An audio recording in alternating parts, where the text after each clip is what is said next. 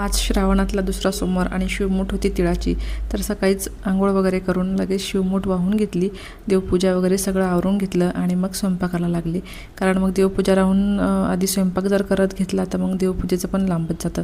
इथे बटाटे आज उकडायला घातले। बटाटे म्हणजे मला आज साबुदाणा करायचा होता, त्याच्यासाठी सुद्धा लागणार होते आणि भाजीसुद्धा बटाट्याची करायची होती।